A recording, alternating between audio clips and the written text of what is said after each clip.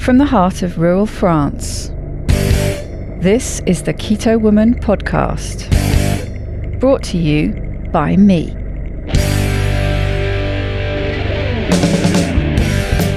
Hello Keto Lovelies, I'm Daisy Brackenhall, and I've spent most of my life struggling with my weight and confidence, and have always had a difficult relationship with food. Even when I finally got to my target weight after weight loss surgery and eating low carb, I couldn't maintain it and I was miserable. I've been keto now for over 2 years, and it has given me the freedom to fall in love with food again, without the constant gain, loss, guilt, virtue cycle of before. Health and happiness is where it's at now, running on fat. Welcome to the Keto Woman podcast. Each week I'll be chatting to inspirational women, maybe even the odd man, to discover the secrets to their success so that I can share them with you. So what is keto? Keto is a way of eating that enables you to switch your body's main fuel source from sugar to fat. Who doesn't want to be a fat burner? But how do we achieve this? A great place to start is by keeping carbs under 20 grams a day. So things like leafy greens and above ground vegetables, plus some nuts and seeds and the incidental carbs you find in things like dairy. Moderate protein scaled to your lean body mass, and then fat to satiety.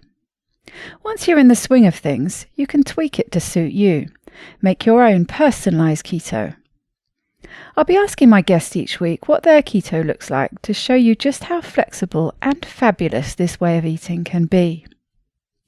I'm not a doctor, and most of my guests won't be either, so we can't give you medical advice. It's always best to work with your own doctor because they know you and your medical history, and so have access to the bigger picture. Thank you Eve Key Hawthorne, Michelle Richter, and Alison Gover for supporting me in this podcast by making a pledge at my Patreon page. Would you like to hear your name here at the top of the show? Are you enjoying this podcast and would like to help me make more episodes? Then head over to my Patreon page at patreon.com/ketowoman or hit the support button on the Keto Woman podcast website. It means a great deal to me, and you will get to headline the show just like Eve, Michelle and Alison did today. This week's extraordinary woman is Anne Robertson. Anne was born apparently healthy, but developed acute nephritis at the age of 2 and suffered a traumatic injury to her left eye when she was almost 5. She lost all the sight in her right eye by the age of 9 and so has lived with blindness for most of her life. In her 40s she had kidney failure and discovered that she also had polycystic liver disease, which is hereditary. A liver and kidney transplant in 2001 saved her life, and keto keeps her healthy. I enjoyed talking to Anne and soaking up her enthusiasm for life.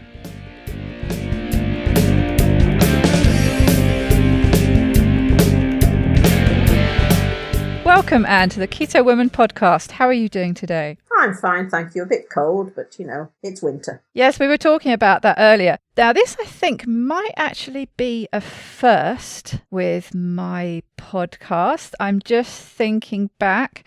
Now, I have recorded in the time zone when I've recorded with people in Sweden. They're in the same time zone as we are, but I haven't recorded with anyone who also lives in France yet. So that's a first, I believe. Yeah, I think you're probably right. Yeah. And we were talking earlier, you're quite a long way up from me. You're north of Paris and I'm about 5 or 6 hours south of Paris. So quite a difference between us, and obviously a difference in the weather today because it's quite mild here. Yes, and it's distinctly cold here. It's below 0. Hard frost this morning. And we're expecting snow tomorrow. Oh, goodness. Well, I know when I looked at the weather forecast, it did say something about, it called it something weird, actually, which I've never seen on the Meteo. Something like a wintry mix, which I imagine is sort of sleety type stuff, because they didn't go outright and say snow and they didn't say rain. They said a wintry mix. So I'm assuming that's what they mean. So I think your weather is coming down here in the next few days. That's what I'm getting from that. Well, they're threatening us with 1 to 5 centimetres of snow overnight tonight. Crikey. I don't know what it's been like with you, but when I first moved here, and you've lived in France a lot longer than me, I think. Yeah. How long did you say you'd been here? Over 30 years, is that right? 35 years, 35. Right, so you've been here 20 years longer than I have. I've lived here 15.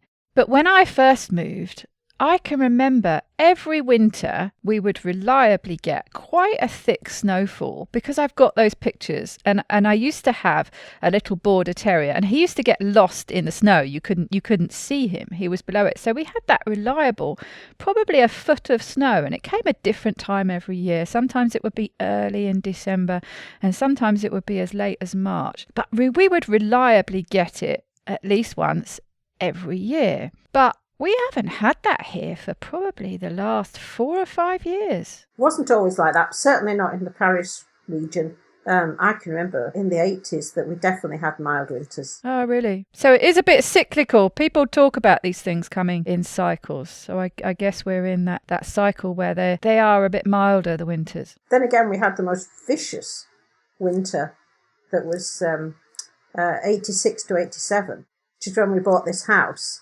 And everything froze up. Oh, goodness. We bought it at the end of December, and we went to the wedding of some friends in January, and when we came back it was minus 16. Wow. And everything, there was snow everywhere and everything had frozen up.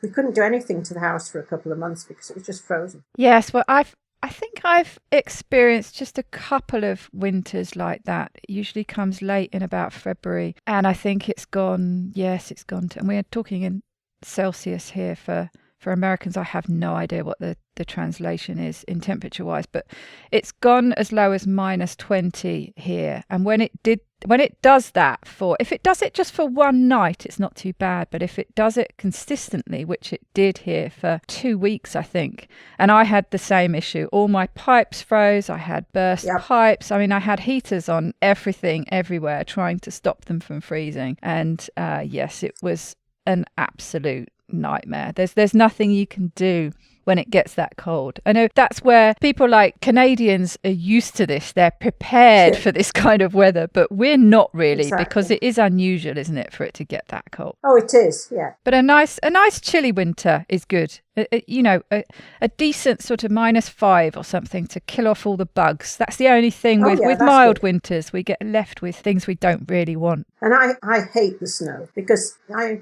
don't feel safe walking in the snow. No, I can understand that. Since I mean, for a start, having a guide dog, I mean, she's fine. She's got 4 feet and they're grippy. They've got hairs between the pads.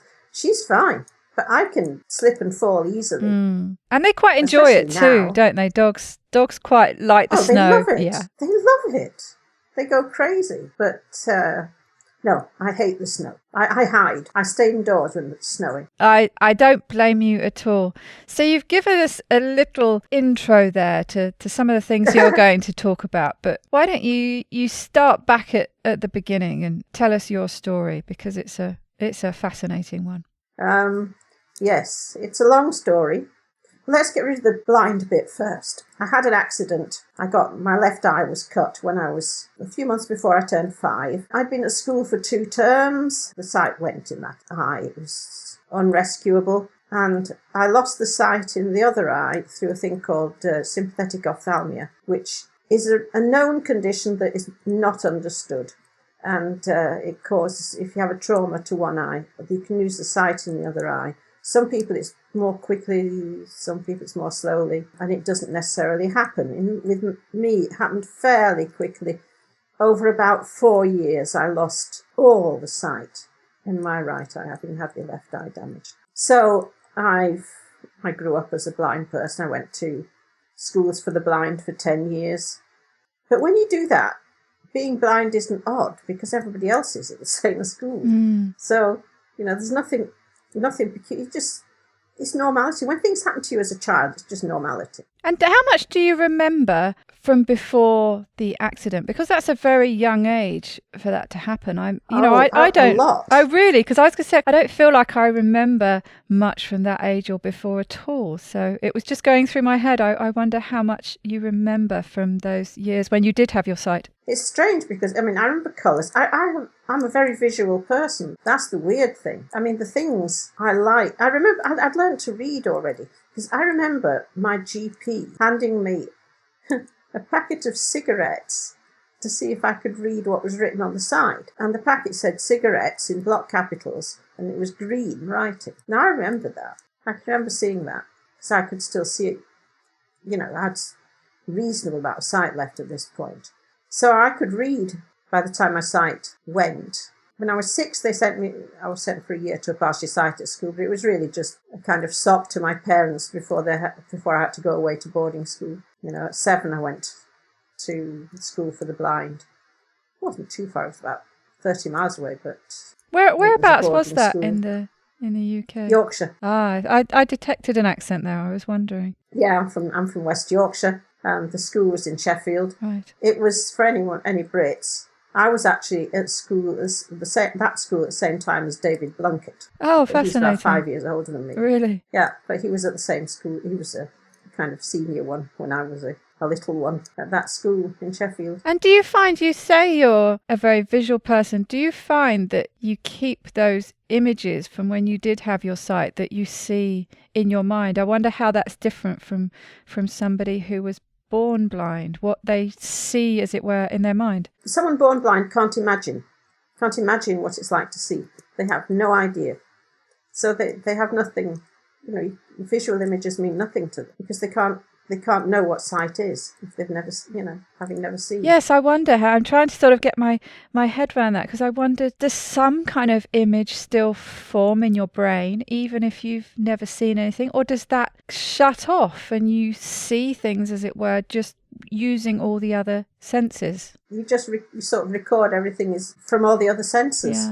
Yeah. So, but you have that mix, you still have that visual element that you carry on using. The stupid thing is that I invent images. All my memories are stored as pictures. So whatever the memories, whether it's scenes from books or anything, they're all the images I've constructed in my own head. So it's as if it's a load of snapshots. Remembering holidays or anything, it's not the sounds, it's the images. But they're not real images, they're my version. There's something I constructed in my head. Fascinating. And I mean, but I say I'm a visual person because, I make clothes, I sew, I knit, I crochet, I design things. And because I'm a visual person, and that's kind of where one of my talents is making things. And it's all imagined in my head. It sounds so weird, but I'm always constructing images in my head. It's fascinating. And I imagine also when you're making things that all those other things are important as well, like the texture. I mean, I know especially, knitting and crochet,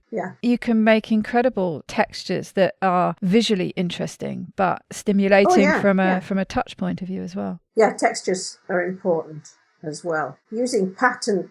When I buy material for sewing, Archie always describes everything to me so that I know what I'm dealing with. If there's patterned material, I need to know how it looks so that I know what I can do with it. Yes, of course. And then you have that snapshot in your mind that you then construct the item of clothing that you're wanting to make. I know it's weird. But no, I think it's absolutely fascinating, and everyone's different. And when you're talking about losing one of the senses, I just think it's fascinating how that works. And like I say, the difference between being born that way and something happening, and when that happens, at what age, and how that influences you going forwards. It's very, very interesting. But yes, like you say, it does seem odd that you describe yourself as a very visual person when you can't see, but it does just show how those visual images, imagination is every bit as important in constructing visual images as what you actually see through your eyes. It sounds like you have these fantastic, vivid pictures. It would be wonderful if we could take a snapshot of what's in your mind and for us to be able to see it. I should imagine it would be fantastic. Yeah, it's funny. It's just one of those things. Some people who lose their sight even later than I did forget everything. Yes. They can remember what it was to see, but they forget. They stop being visual. Yes, exactly. And that's more what I assumed you would say, especially when it happened at such a young age. Exactly. But no, there's this kind of strong streak of visual art in the family. Yes, and you're going to hold on to that regardless. So what happened next? Your education was completed through these special needs boarding schools? Well, yes, I had up to doing my O-levels. I was at schools for the blind. First of all, a junior school, which was mixed, and then blind girls' grammar school as was, which has gone long, long gone. And after O-levels, I should have stayed. Well, no, they would have liked me to have stayed there. But I'd had enough. I was depressed. I wasn't happy. So I went to my local grammar school to do A-levels, where I was much happier. So you were happier at grammar school, and then you moved on to university. Actually, I worked in between times in London. I moved down to that because I didn't know what I wanted to do, really. So I went to London. I worked for the RNIB, which is the Royal National Institute for the Blind, and I worked in their students' library, which is where they produce books in Braille for students, specific for specific things, and where I was a proofreader.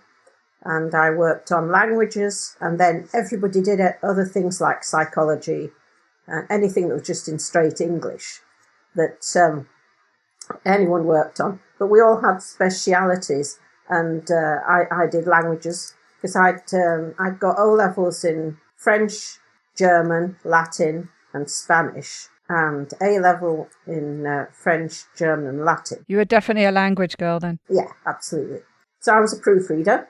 And then I decided working in office wasn't for me, so I went to university to study French. Actually, what I would have liked to have been was a translator and interpreter. But the careers people said to me that this wasn't possible because being blind, I couldn't read the background materials.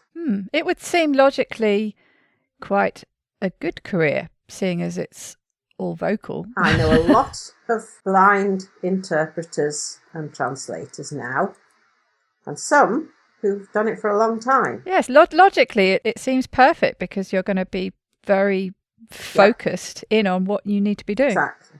I would have loved to have done it, but, it's not something you take up later in life because I work as a translator, I do freelance translating. That's no problem. I was always good at translating. I was absolutely rubbish at writing essays, but I was great at translating and talking. I speak French just fine.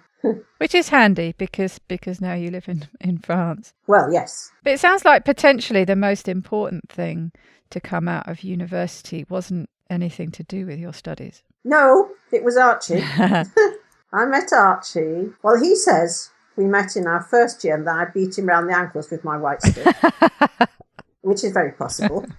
We started talking to one another at the end of the second year in exam time because we both tended to hang around the welfare office helping people out with things, and I wanted to go and get some lunch, but I needed help with the self-service, and he had just come from an exam as I had, and he was saying, was there still food left in the cafeteria? And so I said, if you're going for food, I'm coming with you. I hijacked him. We never stopped talking after that. That was the start of it. And so we had lunch and we talked and we started seeing each other. And 6 months later, we got married. It was that quick. Fantastic. Well, sometimes when you know, don't you?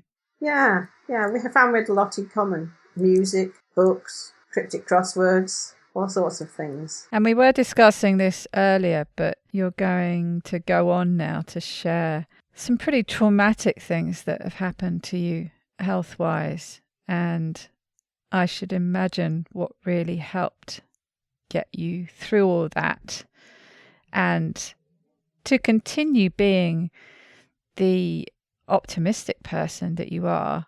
I imagine he had a great deal to do with that. Definitely. Yeah, it's silly, my health problems, because I realise they started when I was only 2 and I had acute nephritis. They discovered this because I got very bloated and I was in hospital. I don't know how long I was in hospital, but they starved me. No food, nothing. There was even no water for a week. Crikey. And then I had sips of water, and then gradually things started working again, apparently, and they sent me home. They actually sent me home with the measles. I caught measles in hospital.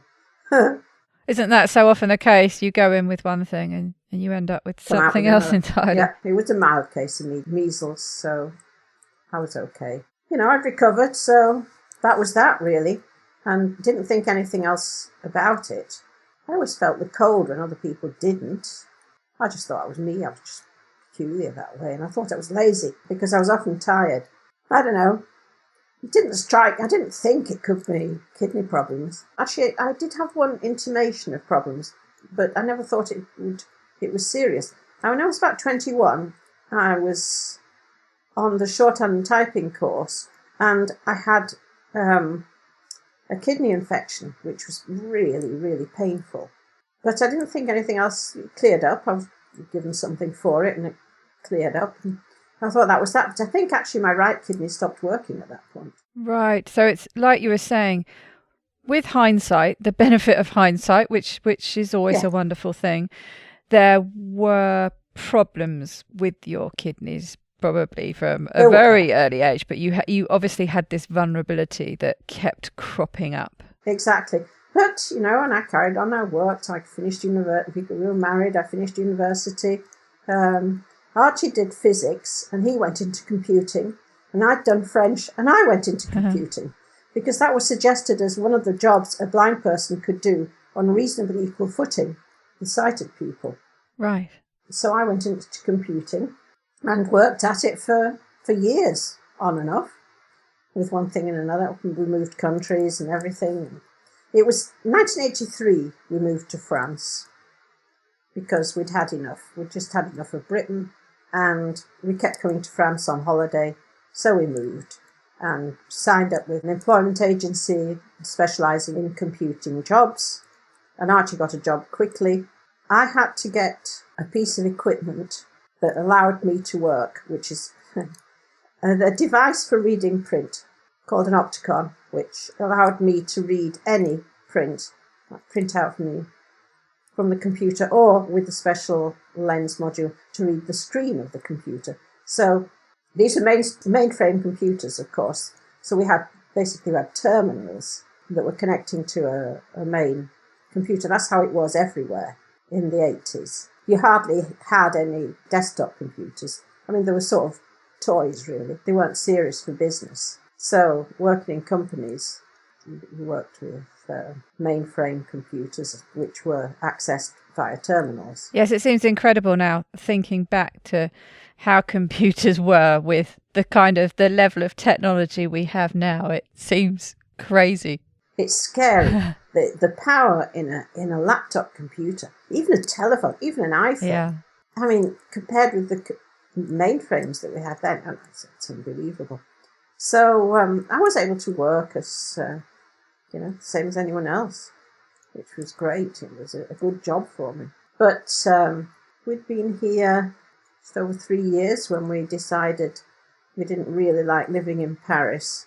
We wanted to live somewhere a bit quieter. We used to go horse riding in Paris, first of all, in the Bois de Vincennes. But then someone who went riding there with us said she knew a really good place out here for riding in the forest. Well, of course, horse riding in the forest is lots of fun. So we started coming out here, decided we liked the area, looked for a house to buy, found one. It was a bit of a lot of a ruin, actually. We knew it needed work, but we were earning plenty of good money. So. Oh, and Brits love buying ruins in France. So I think most of us end up doing that, don't we? Yeah. Buying these old ruins that farmers don't want or whatever, and turning them back into something. Yeah, well, this was a house and people had been living in it, but it didn't have a proper bathroom for a start. Oh, tell me about it. Mine was exactly the same. It's an old farmhouse. It's an 18th century farmhouse, and it had people living in it. Families used to live in it full time, and then I think they were just here in the summers. But even so, I can remember my mother saying when I showed her all the pictures, she said, "Okay, so they're interested enough in modern equipment that there's an aerial on the house for their TV. They have TV and they have a phone, but they don't have a bathroom." What's going on there? And although there was water coming into the house at that point, I think they used it from a source. When I moved in, that wasn't working, and I had to put water in. So there was the ability to watch TV, but not to go to the loo. Yeah, crazy. No, at least we had a flushing loo and a functional sink. You had luxury then. Yes, yes, yes. But it needed major, major work doing it. And these days, you see, we have 4 loos. We have 2 full bathrooms and 2 partial bathrooms, as it were. So we bought this house and started renovating it and decided, I was in my mid-30s by this time, that if we were going to have any children, it was time to start. So I was probably about 36, I think, when we started trying. And, I had no trouble getting pregnant. I just couldn't stay pregnant. I had 3 miscarriages. I got a bit further each time, but I thought, my body's telling me something, saying, you're not really cut out for this. And then my blood pressure started to go sky high. And it's a devastating thing to go through. It was pretty awful, but to be quite honest, I was still alive. So I think if you've had a major trauma early enough in life, some things, you just take things as they come. Well, so yes, I think certain people like you do, yes. I tend to be philosophical. Yes. I tend not to be someone who says, why me? I can see that. So, why not me? It's just the way the cookie crumbles, You win some, you lose some, as it were. My blood pressure went out of control. The medication to bring it down was a disaster for me. I was kind of hallucinating on it. Wow. So then that scared me off medication, and the blood pressure got worse, and I just carried on as if nothing was happening until suddenly I started having problems breathing. I'd fall asleep and stop breathing. That's not a good thing. That was scary. And then the doctor couldn't figure out what was wrong with me. I was sent for all kinds of tests. Nothing made any sense. And eventually my legs and ankles swelled up. And so then it was obviously kidney problems. Mm-hmm. And as soon as they found that, it was dialysis and all the rest of it. Unfortunately, when they did a biopsy on my left kidney and I hemorrhaged, but internally. So they couldn't see anything from the outside. And I was in agony and I was screaming to let me die, It was that bad. And I had to have blood transfusions, and the kidneys shut down completely, which is why I think the right one had shut down already, long before, because it was the left kidney that was biopsied, and it was the left kidney that shut down completely, and then I had no kidney function at all, which lasted for quite a few months of no kidney function at all, and pain from the blood clot from having bled internally. That was horrible. And dialysis was horrible because hemodialysis made me feel very sick and very washed out. So I had that. I was on hemo for some months until I got very cross about hemodialysis because it was just doing me in. And there was another alternative which is called peritoneal dialysis. And this is where you put fluid into the peritoneal cavity and you exchange it 4 times a day, but it does the filtering the way kidneys do, as it were. You can eat, you've got a much easier regime. Right. It's much less stressful and it's much kinder to the body. So an easier thing to deal with on a day-to-day basis. It was complicated, but I was good at it. So I managed to, I could cope. Yes, it was a big constraint. It was better than hemodialysis, so anyone who knows about CAPD will know what I mean. You have to be very careful and very clean about the way you do your fluid exchanges, but it worked for me and I was much better that way. In fact, after 15 months of dialysis, my kidneys recovered enough not to need it anymore. Wow. They weren't good, but they weren't at that disaster level. So I was able to carry on. But at this point, I knew perfectly well that I had pretty bad kidney failure. And it was only a matter of time before they would pack in I'd need a transplant. But, I kept going for about 6 years like that. But while having all this problem with my kidneys, it was discovered that I also had a congenital problem, polycystic liver disease. Now, normally, they expect polycystic liver disease to go along with polycystic kidney disease, but not in my case. In fact, my native kidneys have always been quite small, quite underdeveloped, which may have added to my problems. So, polycystic liver disease. Lots and hundreds of cysts in my liver. And they were growing. So, I think the biggest was the size of a grapefruit. Gosh. Eventually. But I had lots and lots of these. Archie described it as, if you think about taking a pair of tights and filling them full of balls of various sizes I mean, that's what my liver looked like. Wow. Sort of full of cysts, and all, from tiny little pea-sized ones to grapefruit size. It was huge, and it was compressing my stomach, making it hard for me to eat. There's a lot of discomfort, isn't there? Oh, it was awful. When my stepfather, the cancer he had, and he had a very, very enlarged liver, and you could see it was very difficult finding positions to be in, because yes, that Exactly. just the size of it and the way it compresses and the way it impacts everything, it's very uncomfortable way to be, very difficult to find any kind of position that's anywhere near comfortable. It was awful. It was awful, but you just live with it and carry on. But in 1997 they took out the left lobe of my liver to relieve the pressure, Right. and opened up some of the cysts in the right lobe. Unfortunately, a couple of the cysts closed around a portion of intestine, and I suddenly nothing was going through. I was in hospital. So the surgeon had to go in again and free up the portion of intestine that was caught in these opened up cysts that were closing round it. Wow. Oh, it was miserable. I thought I was going to die in the hospital. As soon as they'd fixed it, 2 days later I checked out of the hospital against medical advice because I couldn't eat the food they were giving me.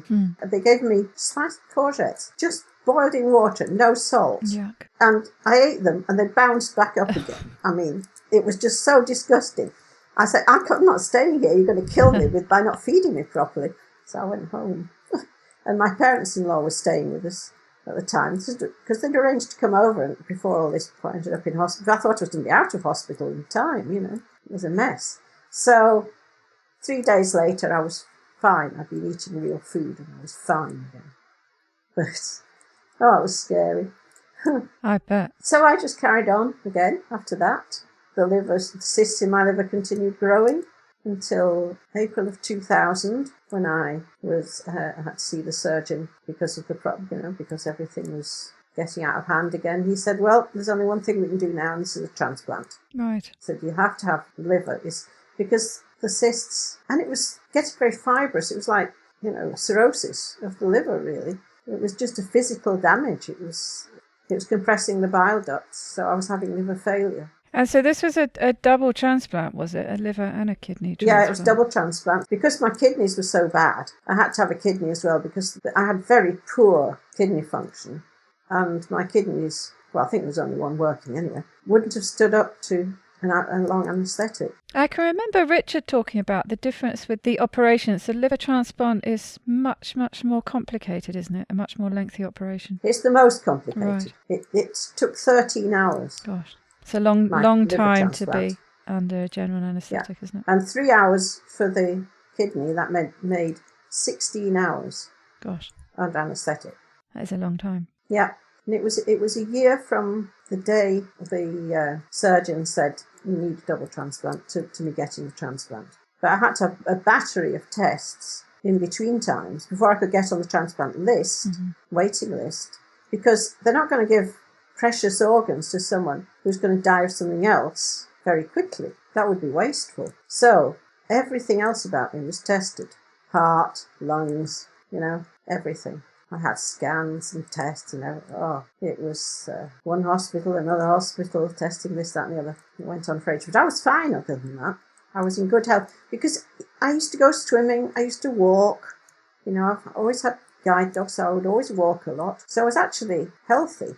Apart from having kidney failure and liver failure, the rest of me was healthy. Well, and no sight, but the rest was fine. So I eventually got a transplant, which I was very grateful. And I can remember thinking, after I was called one evening, it was a Wednesday evening, and Archie took me, and a friend, Sally, came with us. She said Archie shouldn't be on his own with me in this situation, which was very good. And I can remember as they were about to, wheel me down to the operating theatre, I was thinking, well, either I'll wake up or I won't. If I wake up, everything's fine. And if I don't, I won't know anything else about it. That's true. So that's the way it was. And the next thing I knew, it was the Friday, quite late morning, I think, when I came to, with tubes and wires and breathing apparatus and all the rest of it. It was, I don't want ever to have to go through anything like that again. No, and the recovery from transplants is quite complicated, isn't it? Can get very tricky with the anti-rejection meds. You have to take these, you have to start immediately on immunosuppressants. It was peculiar because I was put on one plus corticosteroids as well, but I was put on a thing called Prograf, which is tacrolimus. And it was very odd because I felt as though everything around me was vibrating. It's a most peculiar sensation. But no one told me it was the drug. They didn't seem to realise that what I was experiencing was the effect of this drug. I mean, I was in hospital 4 weeks. And then I was allowed home, but I had to come back in a few days for tests, and they found that I was starting to have a rejection episode for the liver. They upped the dose and one thing and another. And we've been reading up all around this subject. I mean, Archie's a physics graduate, so I mean, science, you can read papers. And we'd found there was often what you need when you have something like this was to add another immunosuppressant, that one called MMF, mycophenolate mofetil, would be the next step. So when the hepatologist came to see me, we had all these papers spread out all over the hospital bed about a conference of transplant surgeons and doctors that had just taken place, where they were discussing this sort of thing. And he looked at it, he said, "How come you've got all those papers? I've only just been to that conference and I haven't got them yet." That was really funny. Anyway, we said, something's got to be done. What about MMF? And he said, "I was going to suggest that next." So he prescribed it. You got there first. And it actually, everything went right. As soon as I start taking that one, everything went right. It's funny. But, I mean, that doesn't mean I didn't have side effects. I did. There was as I say, this feeling that everything around me was vibrating. That was from the tacrolimus. And the MMF caused joint pains, but they wore off after about 6 months or so. But at first, I was a bit creaky. So it took quite a long time to get over the transplant and the after effects of it. I reckon it took me a couple of years to get to normal, to a state of normality. But the one thing I did appreciate almost immediately was not feeling cold. Ah, yes. And I realised it had been all my life I'd had a poor kidney function, because that makes you feel very cold. Right, like we were saying earlier, that benefit of hindsight. And something you mentioned earlier when you were talking about the diagnosis with the liver, that your kidneys hadn't developed properly. That reminds me of what you were saying about the problems you had when you were just 2. And that kind of logically makes sense, doesn't it? If there was a problem right from that age that they didn't. It does. Didn't develop as well as they should have done. Exactly. After that, things were much, much better. Except that the kidney transplanters had forgotten they'd left a catheter in place. It should have come out after 6 weeks. And of course, I knew nothing about this. I mean, it showed up on scans, but no one noticed. No one remarked upon it, and I didn't know what was normal and what wasn't, So it got much to 6.5 years after the transplant, and I was having problems, discomfort and things. And they suddenly realised that the problem was this catheter that had been left in place. Wow, it's not something you want in there. No. And by this time, it had calcified. So it was going between the transplanted kidney and my bladder. And I had calcifications. Like gallstones, but they were kidney stones. Not kidney stones, but everywhere. Oh, it was a mess. I had to have 2 operations to remove them. And I bled and bled and bled. It was awful. I had to have blood transfusions. And of course, they feared that I would lose the transplanted kidney. Yes, because presumably a transplanted organ is always more vulnerable. Exactly. But the blood results weren't as good as they had been. Things were deteriorating. My creatinine levels were too high. That shows bad kidney function. And we read a book. I mean, I didn't think anything about the kidney function and everything like that. It was by Barry Groves, and it's called Trick and Treat, How Healthy Eating is Making Us Sick. I think that's what it is. I think that's the subtitle of it. And it seemed to make so much sense, and it appealed to me, because it basically said, get rid of the carbs, get rid of all things like that. Eat good animal fats, eat high fat, eat meat and eggs and fish and green vegetables, and throw out the grains, That really appealed to me because that's just the perfect way of eating. Because I don't like sweet things. I don't like sugar. I don't like jam. I loathe pastry. I also loathe pizza. But there you go. I've never understood the thing about pizza. To me, it's horrible. Well, the topping's fine. Eat the topping. That's fine. So all the things I didn't like were things I shouldn't be eating, apparently. It was the beginning of 2009 we started eating this way. And it took most of the year, but then all my blood markers went perfect. And the funny thing is, a couple of years ago, my hepatologist was away, and a young hepatologist saw me at my regular consult. I see the hepatologist every 6 months. So I saw this one for a change, and he was looking at my blood test results, as is normal, that had been done that morning. And he kept looking and saying, normal, everything's normal. Everything's normal? And I think at that point I was 15 years post-transplant. And he's never seen this, 15 years post-transplant, everything's perfect. And the transplant coordinator, who's lovely, she said, but look back, it wasn't always like that. So he looked back in my file and found where things had been going wrong. And, it was diet.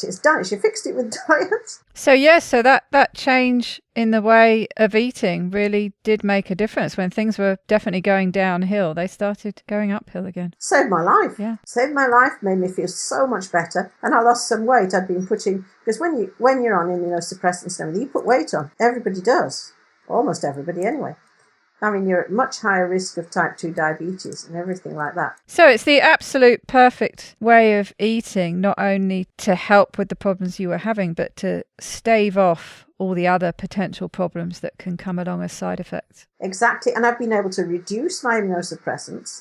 I still take the same ones, but I take a lower dose of them. Right, which of course is going to be beneficial to you because presumably the side effects reduce as well. Absolutely. The only thing that hasn't got sorted is my blood pressure, which is absolutely appalling. It goes off. I'm on 3 blood pressure medications because nothing seems to control it. That's interesting that it hasn't helped with that, because that is something that is one of the fast impacting things that keto does. I know. It's very reactive, my blood pressure. It's the slightest thing that upsets me and woof, up in the air. I mean, I had a funny experience about a year ago.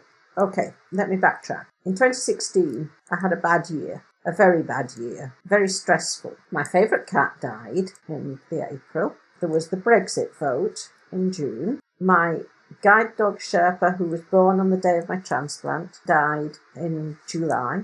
She was 15, but all the same. We were talking about this before we started recording, and how freaky it was that when you were introduced to her, you discovered that she'd been born on the very day you had your transplant. Exactly. You were definitely fated to be together. We were. And we were talking about how I know how important my dogs are to me and how much they mean to me and how much they positively impact my mood. And when I have problems with depression, they're what really helped get me through that. But having a guide dog, relying so much on the dog, it must take that relationship to a whole different level. Oh yeah, guide dogs are like people, You talk to them, you communicate all the time. And the communication is not just words, you learn little signs. You're walking along, your dog is telling you, be careful here, walk behind me here because it's narrow. And they're not saying it, it's just little movements. I don't know, it's communication. Yeah.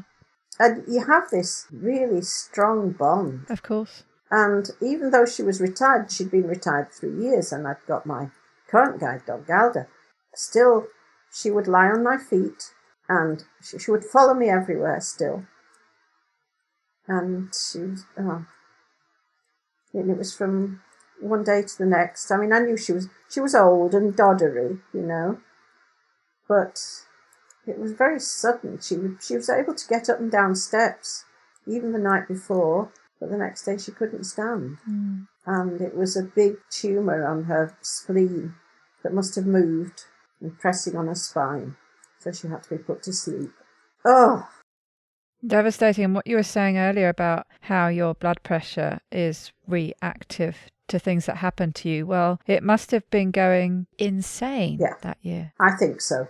I didn't bother testing. I didn't want to know. No. But also, that same year, I'd been having trouble with a tooth. I had an infection under a tooth, in the gum. and it wouldn't go away. I'd had root canal work done on the tooth, trying to get rid of this problem, and antibiotics, 2 lots. Nothing would shift it. So I asked my dentist to pull the damn thing out, which she did, easily. It wasn't hanging on very tightly, that tooth. And it bled and bled and bled, and the infection went away. But it must have got into my bloodstream somehow, because in the November, I had a TIA, which is a minor stroke, transitory ischemic accident. I was just getting ready to go out because our satellite receiver had died on us, and we decided we needed to replace it. And I was putting my coat on, and suddenly all my left side went numb from my head to my toes. Just the left side, nothing wrong on the right. And I couldn't feel my foot. And I suddenly couldn't walk because I didn't know where my foot was or my leg. And I couldn't see. So we called the ambulance service, and they came and assessed me and hauled me off to Beauvais Hospital, which is an hour away. That was quite funny in a way, because on the way, the paramedic who was with me happened to be a science teacher. And so we had this long conversation about the iniquities of chemical farming and the awful things it does to the water supply. And I was having this long scientific conversation, in French, of course. So there's nothing wrong with my mind. My mind was absolutely clear. I was talking perfectly well. It's just I couldn't feel my left side. So I was taken to hospital. So it hadn't affected that, because it does quite often affect speech, doesn't it? Yes, it does, but it didn't. My speech was fine. All my muscles were functioning correctly. It's just I couldn't feel them. Right. I couldn't feel anything. Yes, so you could actually move. It was just very difficult because you weren't getting the right signals. That's right. I couldn't coordinate my left side. How interesting. So they took me to Beauvais, which happened to be the hospital that was working that weekend for emergencies. Of course, the first thing they do is test your blood. They test everyone to see if they've got high blood sugar. Mine was low. Mine was 71. They said 0.71 here, the way they measure it. And they said, "Oh, are you okay?" And I said, "Yeah, I'm fine. Will you test my ketones, please?" 2.8. So they didn't worry. They didn't seem to be too worried about it. So when did you last eat as breakfast? I had an omelette at breakfast time. By this time we were about 6 or 7 o'clock in the evening. I said, "It's all right, I'm not hungry." It was very funny in many ways. They did an MRI scan, but they couldn't find any sign of what had happened to me. I saw a very sensible neurologist who said sometimes you have to wait a couple of weeks before it shows up. A tiny, tiny bleed like that will only show up after a while. It kind of leaves a scar. Oh, I see. And that's what in fact happened. They did find it where it was expected to be found. It was definitely a TIA. But I was in hospital for 6 days until I could walk safely, indoors at least. And then they sent me home with a prescription for 20 sessions with the physiotherapist. Luckily, there's a physiotherapist a few minutes walk from our house. Oh, very handy. So I was able to, after my friend Franciane, she's lovely. She used to have a pet dog, and we used to walk our dogs together. But now her dog died almost a year ago, and she accompanies me to walk Galda in the forest. She helped me going to the physio for the first couple of times until I felt safe enough on my feet to get there with Galda. And after that, we were fine. We could do it on our own. Right, and so that helped restore at least some of the function. Yes, it was exercises, basically for coordination. Now, I've gained most of the feeling back, except partial lack of feeling in my left foot and in my left hand. Almost everywhere else is fine. But the physio, I felt I had to get going because I had a dog. I had a young dog.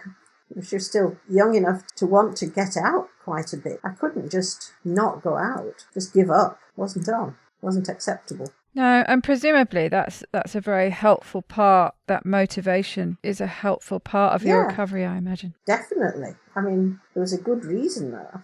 Galda's precious to me, And she's such a good guide dog. She loves her work. She had to have work to do. And what kind of dog is she? We often think, I always remember growing up in the UK, it was typically all the guide dogs you saw were yellow Labradors. I don't know what the standard is in France. Is there a typical dog they use as guide dogs? There's a lot of Labradors.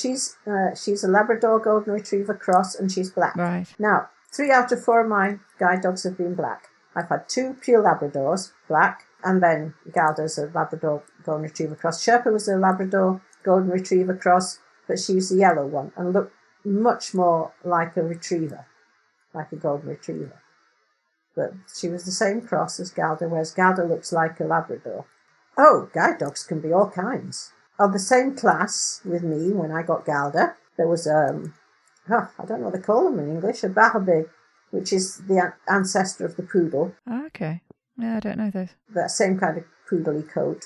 There was a golden retriever, and there was a Hoverwart, which is a German farm dog. Right. Yes, I can't picture that at all. They're black and tan. They've similar markings to a Gordon Setter. Right. If you know what a Gordon Setter looks like. Big black and tan dogs. But the Hoverwart's not quite as big. We used to have a Gordon Setter. Oh, he was adorable. Absolutely adorable. So yes, Galda's she looks like a Labrador, but she's a Labrador Golden Retriever cross.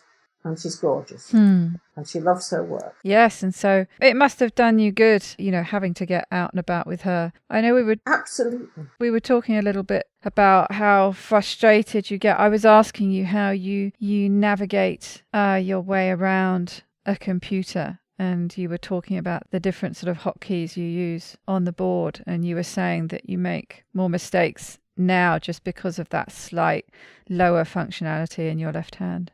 Absolutely. It drives me insane because I used to be a very accurate typist, and now I have to slow down, and I still make mistakes. My left hand does stupid things. It'll hit two keys at once, and I'm trying to get it right. I'm trying to make that hand work. I play the guitar and I make it work. Good exercise for it. Yes, presumably that's the best thing you can do, is just to keep doing different things that not only use those muscles physically, but also the link with your brain instructing it. So I can see that and doing different kinds of things. So moving away from the computer keyboard and doing something very different, like playing the guitar. I play the guitar, I knit, I sew, I crochet. So I all use hands. And you have to be thinking about what you're doing at the same time. Yes. But the guitar playing is you have to do fairly complex things with your left hand. Well, it depends what you play, really. I like to make it do things. So I play acoustic guitar, so you have to play reasonably interesting stuff on an acoustic guitar. Yes, and that's talking about the navigating around the computer. That's what you've done. That's what you help other people learn. Yeah, I teach other blind people to use their Mac computers and to use their iPhones or iPads. Some have come from using Windows and they start using a Mac and they need to learn things, and they're usually pretty quick. Some people have never used a computer before and teach them. It's interesting. I like helping people to be able to use their computers. And older people who've lost their sight later on, teaching them how to use VoiceOver, the screen reader, so they can keep in touch with their families. It's satisfying. Yes, and it must just open up the world again. Absolutely. I don't know what I'd do without my computer. I'm always on the internet looking things up. I mean, I'm fundamentally curious, so I'm always Googling things. I can't help it. It's just, I always want to know everything. Oh, me too. That's the great thing, isn't it? Just ask Google. Anything you think of, anything you want to know the answer to, I'll just go and ask Google. It is fascinating. And of course, I read blogs and stuff on the computer. I've got radio stations programmed in. I've got lots of music on here. And my computer speaks any languages I want it to speak. Macs have built-in voices for lots of different languages, 20-odd languages anyway. Yes, you were explaining to me earlier before we started recording that, and that's presumably, is it why you favour Macs, is that they have these built-in functions that are very useful? Yes, but also because we were given a Mac in 1996 and got used to them. It was free. It was the mairie were giving it away. They'd finished it. It was old at the time. But we were doing some translating. It was really handy to have it, so we were very grateful. We were offered it because Archie was teaching English in the village to children and adults, as in evening classes. So they thought of him and said, "Do you need this? Could you use this computer?" I said, "Yes, please, thank you." So that's how we started using a Mac. That was nice. Yes, exactly the same for me. My first Mac was a hand-me-down, and that's how I got hooked exactly. too. So at first I had to pay for a screen reader for it, but it was in 2005 when the operating system, it was Tiger, came out, and VoiceOver was built in then, the screen reader was built in. I mean, I'd had the beta version of it the summer before, so I'd done a bit of testing. Hadn't done very much, but actually got into their beta testing program after that and did quite a lot for several years of beta testing the new OS before it came out. Oh, along with lots of other people.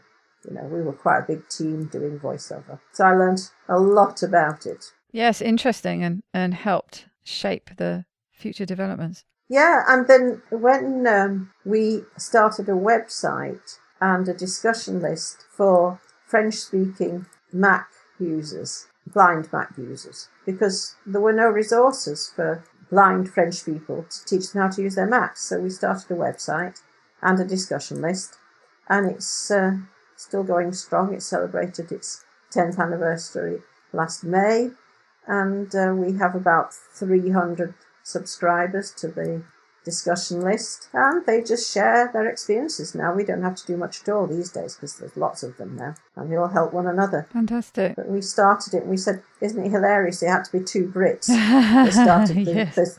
the French website. Quite often the case, it has to be said. But that is the lovely side of the internet, this ability to find like-minded people. I mean, in this case, it is actually fellow French people who are just located here, but the beauty of it is, and how I found it so helpful, is just tapping into the, you know, first the weight loss surgery community and then the low carb and keto community, and speaking to people all over the world, and how you can tap into this fantastic local support group that is completely international. Exactly. I mean, I was on English language lists for blind Mac users. Well, from the moment that Tiger came out, one started then called Mac Visionaries, and I'm still with that one. And others have come and gone, and there's one for the iPhone.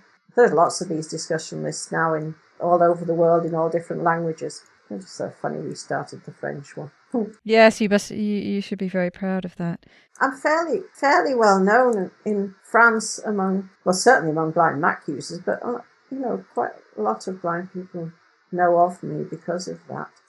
They don't know much about me, but they know of me. Yes, and the help you give them and the work you've done. Yeah, they know who to come to. I mean, the phone number's on the website, so I get phone calls all the time from people asking for help, advice on Macs and iPhones and things. It's good, but I do have trouble sometimes when I'm reading some of the messages on the iPhone list asking about Weight Watchers app and things. No, don't use that. You poor things, you poor things. And I think I can't really do anything. The list is for practical solutions to what they're asking for, you know.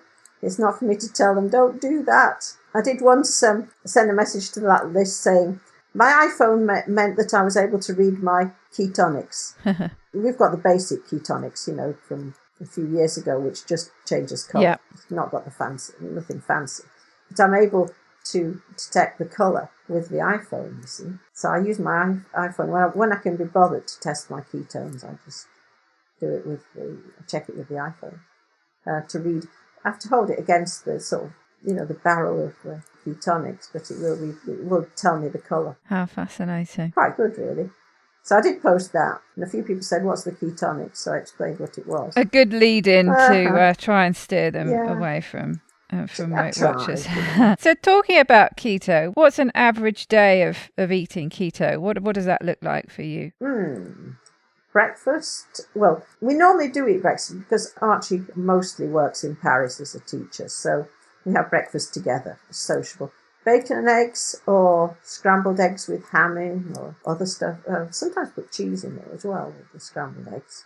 So that's breakfast. Lunch, I usually eat some cheese. It's the easiest thing to eat alone, quick and easy and practical. We do have a fantastic choice here as well, don't we? So We do, make a great yes. meal out of cheese. Oh, there's a cheese.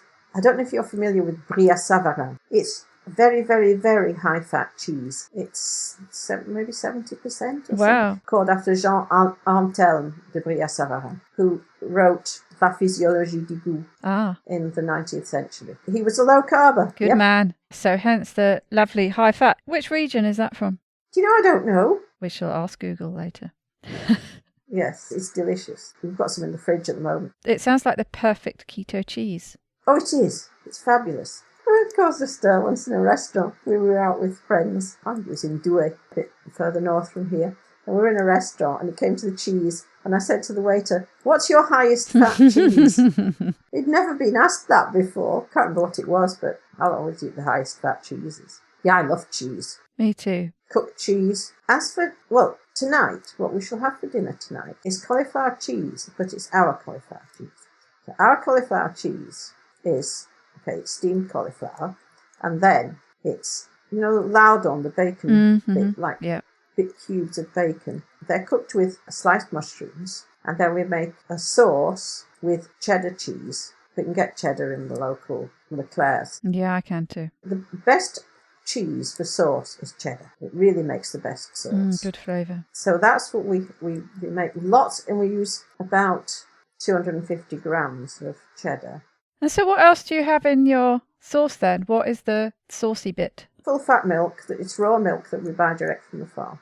And we use arrowroot to thicken it, because you'd only use half the amount you'd use if you were using corn flour. Right. I tell you what I use, and you'll appreciate this if you like the higher fat. I make a cheese sauce, and I actually don't bother with any thickener. It does tend to split a little, but I'm not too bothered about that. I just mix creme fraiche and grated cheese, and that's my sauce, and that works very well. So you ought to try that. And it heats up? Yes. Does it heat up all right? Yes. I mean, I don't make it in a saucepan like a sauce. So, for example, with the cauliflower cheese, and I did make this recently, so I'll par-cook the cauliflower. I might do that in the oven, or I might steam it.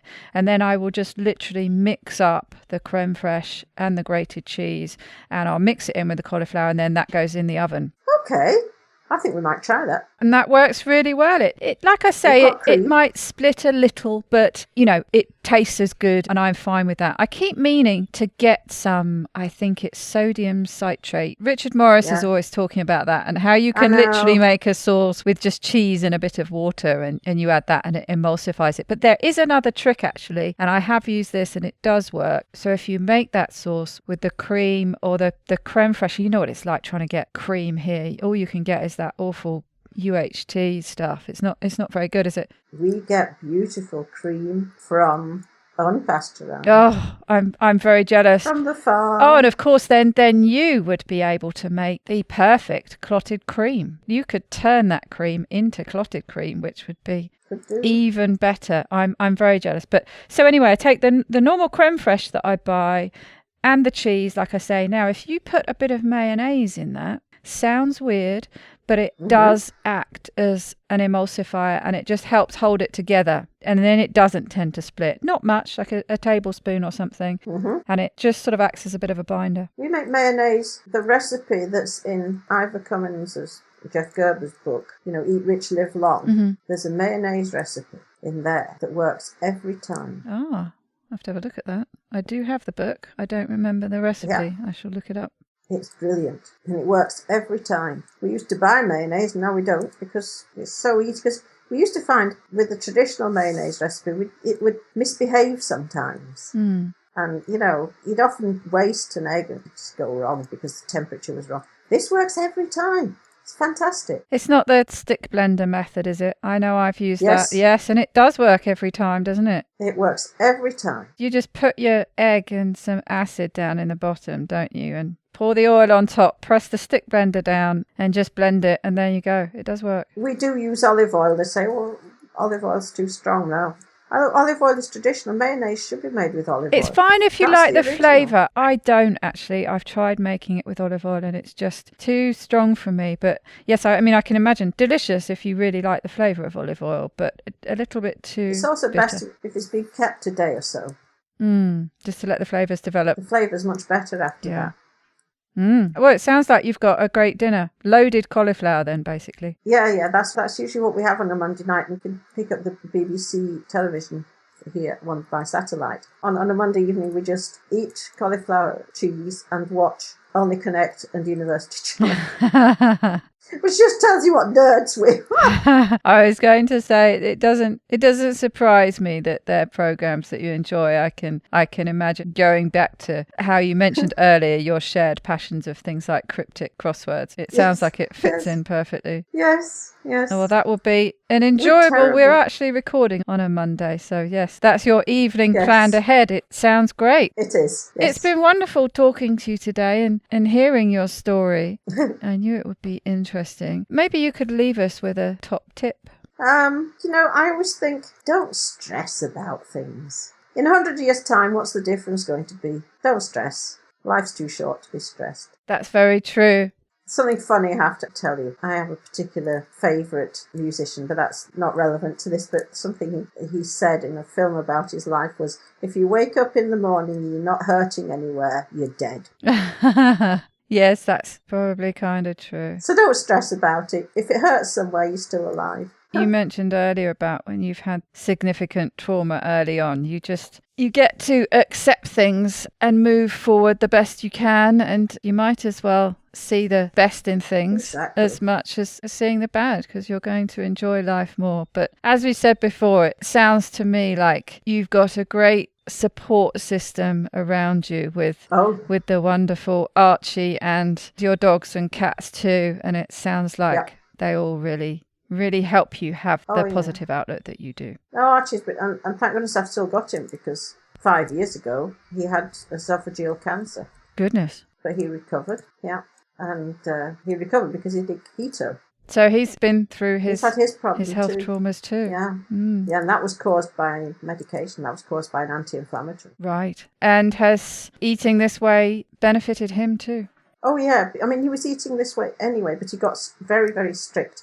And, I mean, for a time he couldn't even swallow, so it was just awful. But he was able to fast relatively easily compared with someone who wasn't used to this sort of thing. And he's actually completely clear of cancer. I mean, has been now since, less than a year after he was diagnosed with it. He was pronounced clear of it, which is very unusual. Yes, it is very unusual. And is that one of the kind of cancers that is generally quite difficult to get rid of? It's a very deadly cancer. I thought it was. It sort of came to mind. Yes, I was thinking that. One of the most deadly. He avoided surgery. He had chemo and radiotherapy, one cycle of each. Wow.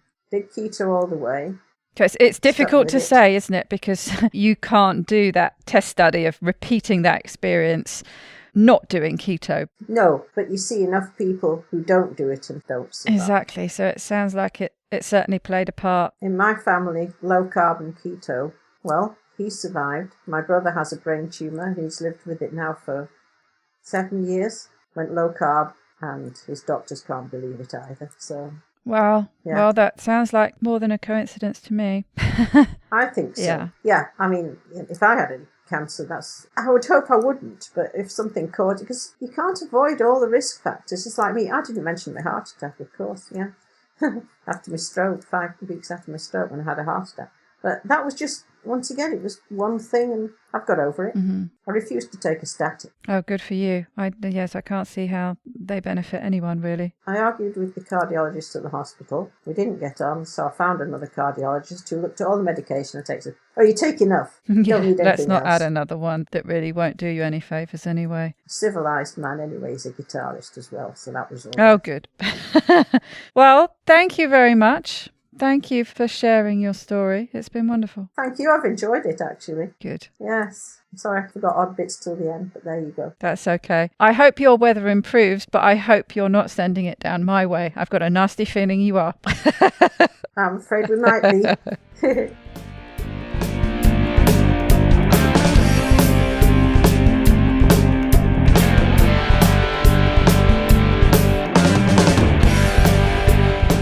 To get the resources and links from the show, please go to ketowomanpodcast.com. Are you my next extraordinary woman? Maybe you've got an idea for a show, a topic you want to hear about. Let me know how I can tickle your earbuds by dropping me a line at daisy@ketowomanpodcast.com. If you fancy joining me on this exciting adventure and want to help me create new episodes, please go to my Patreon page at patreon.com/ketowoman, or simply hit the support button on the Keto Woman podcast website. Please help other people hear about and find this podcast by reviewing the show on my Facebook page and iTunes or whichever podcast app you use. It doesn't go unnoticed by me, the people who regularly like, share and comment on my posts. Your support means the world to me. Thank you. This week's end quote is from Eric Idle. I just couldn't help but think of this when I was pondering on what to choose. Anne's outlook on life is so positive despite plenty of hardships over the years, and I think, especially as a fellow Brit, this will make her smile. Some things in life are bad. They can really make you mad. Other things just make you swear and curse. When you're chewing on life's gristle, don't grumble, give a whistle, and this'll help things turn out for the best. And always look on the bright side of life. Always look on the light side of life. Bye-bye, Keto Lovelies.